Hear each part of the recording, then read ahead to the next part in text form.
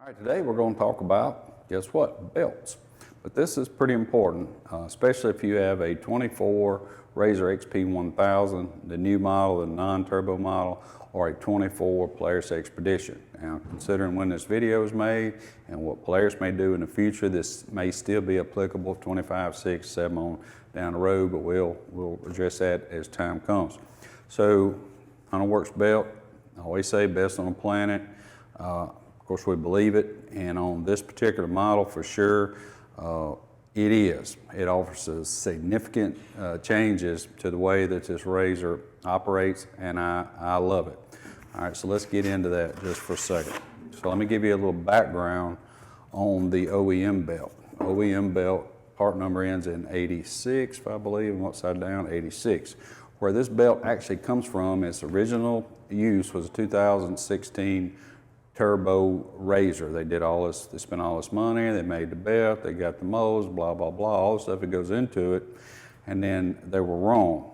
So in 2017, they changed the turbo RZR belt and they went with something thicker and dimensions are altogether different. Well, they spent all this money and time and then entered in 2018 Ranger XP 1000 came in with turbo-like clutches, and they were able to use their 16 belt. And they have been using it ever since. Now enter in 24, the two vehicles mentioned. Guess what belt they're using? That 16 turbo belt. Why?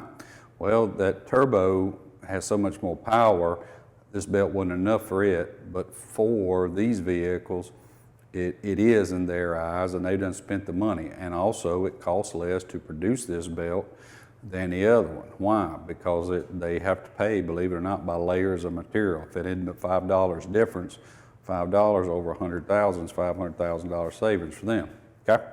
So that's the belt they're using and the why, okay? What's the big deal with yours? Well, first of all, I wish we were selling 100,000 belts a year. We're probably 10 to 14,000 a year.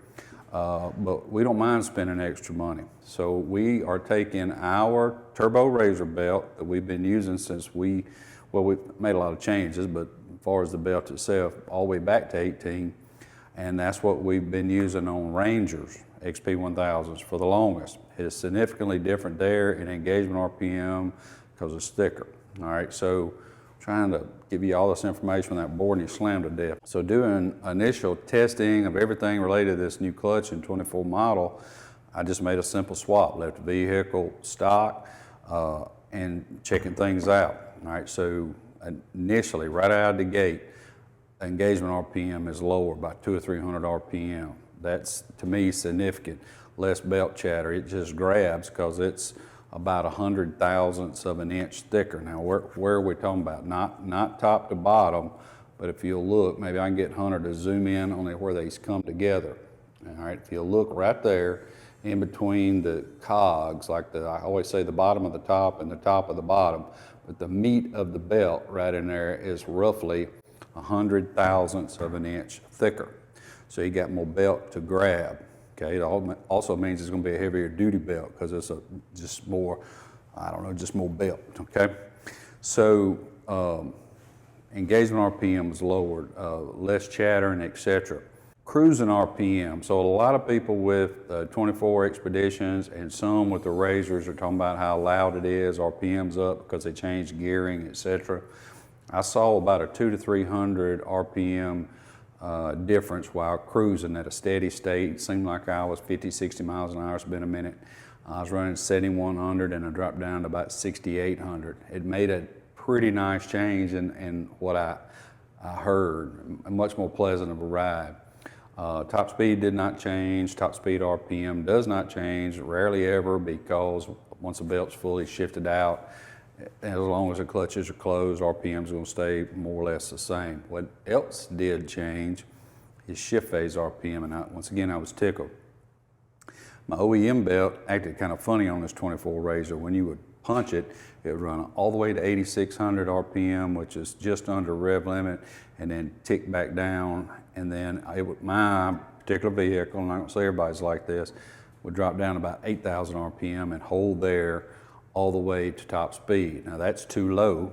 Enter in a Dalton clutch kit, fix that, but point is it was too low. swapped over to the belt. I punched it. It did not go to 8,600. It went straight to 83-ish, if I recall, 83, 84, and just held all the way through. And it just made a nice difference there.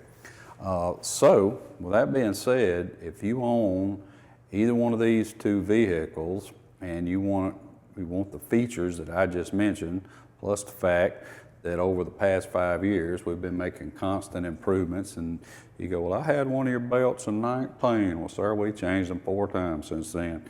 You know, we're constantly striving. If we see an issue, we will work on it. This is late September of 23. I think as of today's date, we've only had to warranty about 20-something belts the entire year. I mean, they're just getting better and better. So, yeah, like I said, if you want the features of the new belt, check them out on the website. Also, forthcoming is going to be the Dalton clutch kit for this 24 RZR. Are you guys changing tires, this, that, and the other? Have a little bit more information on that at a later time. Got any questions? Todd at Hunterworks.com. Thank you.